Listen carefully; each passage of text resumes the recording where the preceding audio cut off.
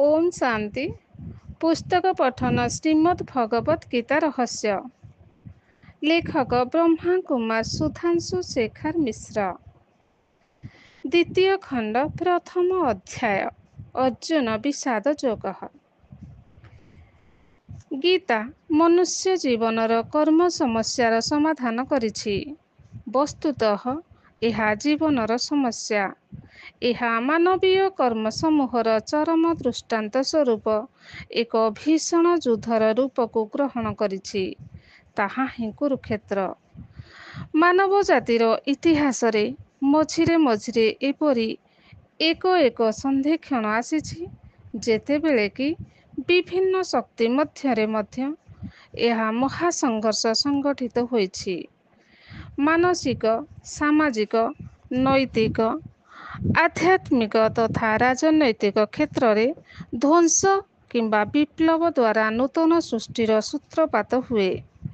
एही संघर्ष साधारणतः बाहिक, शारीरिक और मानसिक होई पारे। एहीपरि क्षेत्र रे मनुष्यर कौन कर्तव्य? एही भली संघर्ष मध्यरे जीवन यापन करी मध्य किपरि भावरे शुद्ध पवित्र आध्यात्मिक जीवन गढ़ा जाई पारिबो, गीता ताहा ही शिक्षा देछि। कुरुक्षेत्र रे अर्जुनक रथरे आरूढ़ श्रीकृष्ण हेउछन्ति जगतरे मनुष्यर सहित परमात्माक व्यवहारर प्रकृष्ट स्थूल दृष्टांत स्वरूप। एही संसार एक विराट कुरुक्षेत्र।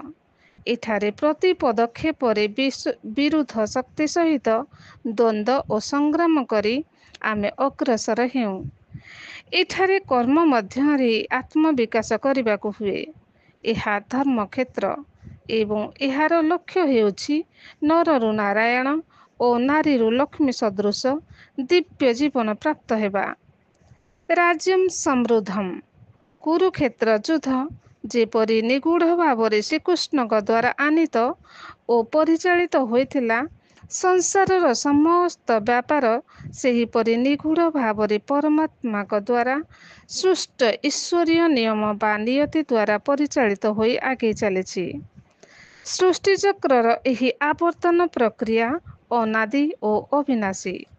स्वयं परमात्मा मध्य एथिरे हस्तक्षेप करन्ति नाही। अर्जुनक रथरे श्रीकृष्ण सारथी भूमिका निर्वाह करी अर्जुनकर मोह दूर करथिले, तांको कर्मर आदेश देथिले। अर्जुन तांको प्रथमे चिन्हि न पारी अपज्ञा करथिले। धर्मग्लानी समय रूढ़िवादी मानव सृष्टि रे धर्म स्थापन पाई अवतरित परमात्मा को चिन्हि पारे नाही। मानवीय शरीर माध्यम रे परमात्मा को अवतरण आभिमुख्य बुझी न पारी तांको आदेशर उल्लंघन करे, तांको अपज्ञा करे।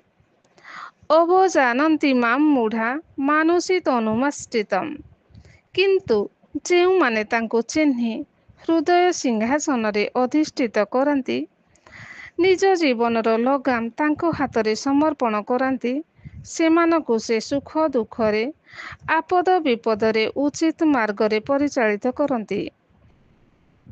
देहाभिमानी मानव तांको चिन्हि पारेना। अहंकार वशतः मने करे जे से स्वयं ही प्रत्येक कर्मर कर्ता। अहम करमिति वृथाभिमानम। एहा ही अज्ञानता और एही अहम भावरु ही समस्त पाप और दुख जात हुए। सर्वतो भावे परमात्मा को निकटरे समर्पित व्यक्तिर ज्ञान प्रदीप प्रज्वलित होई समस्त मोहांधकार दूरीभूत हुए। परमात्मा केवल आम ज्ञानर गुरु नुहंती, से आमर कर्मर ज्ञानर परिचालक ईश्वर। से आमर हृदयेश्वर प्रिय प्रियतर। आमर जहा किछि तांको समर्पण करी आमे पूर्णता लाभ करि परिबा। बहिर्मुखी मानव प्रथमे परमात्मा को निजे निजे जानी पारे नाही, तेणु से स्थूल मानव देह आधार रे अवतरण करती। अज्ञान जोग माध्यम रे साधारण नर नारी मानक मध्यरे दिव्य ज्योति शक्ति प्रेम और आनंदर स्फुरण करांती। एहा हेउछि मानव जन्मर प्रकृत लक्ष्य। ପରମାତ୍ମା ଅବତରଣର ଦିବ୍ୟ ଜନ୍ମ ଓ ଦିବ୍ୟ କର୍ମର ମର୍ମ ଯିଏ ବୁଝିପାରିଛି, ସିଏ ତାଙ୍କର ସାନ୍ନିଧ୍ୟ ଲାଭ କରିପାରେ ଓ ଦିବ୍ୟ କର୍ମରେ ପ୍ରବୃତ୍ତ ହୁଏ। ଦିବ୍ୟ ରଥରେ ଆରୂଢ଼ ଦିବ୍ୟ ଶଙ୍ଖଧାରୀ ଶ୍ରୀକୃଷ୍ଣ ଓ ଅର୍ଜୁନ ଏହି ଦିବ୍ୟ ଜୀବନର ପ୍ରତୀକ ଓ ଆଦର୍ଶ। ଦେଶ ଓ ଦୋଷର ମଙ୍ଗଳ ପାଇଁ ନିଃସ୍ୱାର୍ଥ ଭାବରେ ସର୍ବଦା କର୍ମରେ ବ୍ରତୀ ହେବା ପ୍ରଚଳିତ ମାନ୍ୟତାରେ ଆଦର୍ଶ। କିନ୍ତୁ ଗୀତାର ଶିକ୍ଷା ଏହାଠାରୁ ଉଚ୍ଚତର। କୌଣସି ମାନବୀୟ ନୀତି ସମସ୍ତଙ୍କ ପାଇଁ ଧର୍ମ ବା ଆଦର୍ଶ ହୋଇନପାରେ। ପରମାତ୍ମା ଜାତି ଧର୍ମ ନିର୍ବିଶେଷରେ ସମସ୍ତଙ୍କ ଦ୍ୱାରା ଗ୍ରହଣୀୟ ଓ ସର୍ବୋଚ୍ଚ ହୋଇଥିବାରୁ ତାଙ୍କ ଦ୍ୱାରା ପ୍ରଦର୍ଶିତ ମାର୍ଗ ଅନୁସରଣ ହେଉଛି ଏକମାତ୍ର ଧର୍ମ। ଏହା ହେଉଛି ସନାତନ ଧର୍ମ।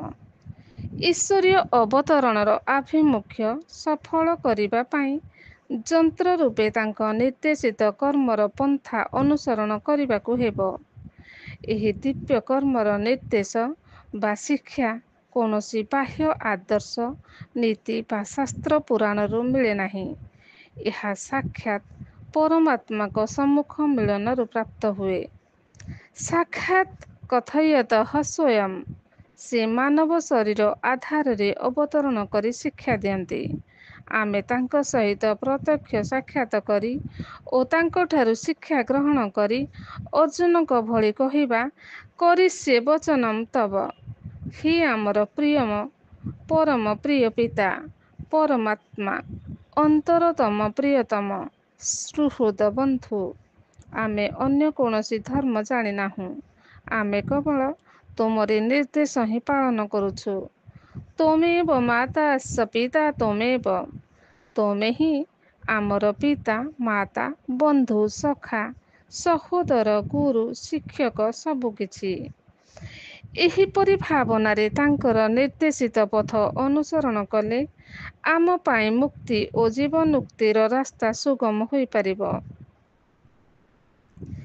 ଜୀବନର ସନ୍ଧିକ୍ଷଣରେ କର୍ତ୍ତବ୍ୟାକର୍ତ୍ତବ୍ୟ ନିର୍ଣ୍ଣୟ କରି ନ ପାରି ଆମେ ଅନେକ ସମୟରେ କିଂକର୍ତ୍ତବ୍ୟ ବିମୂଢ଼ ହୋଇପଡ଼ୁ।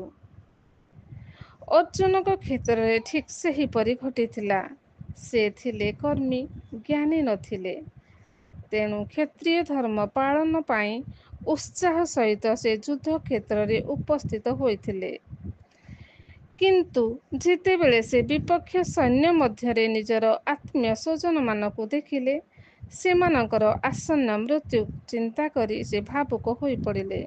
ତାଙ୍କ ଶରୀର ମଧ୍ୟ ଅବସନ୍ନ ହୋଇଗଲା। କ୍ରମଶଃ ଓମ୍ ଶାନ୍ତି।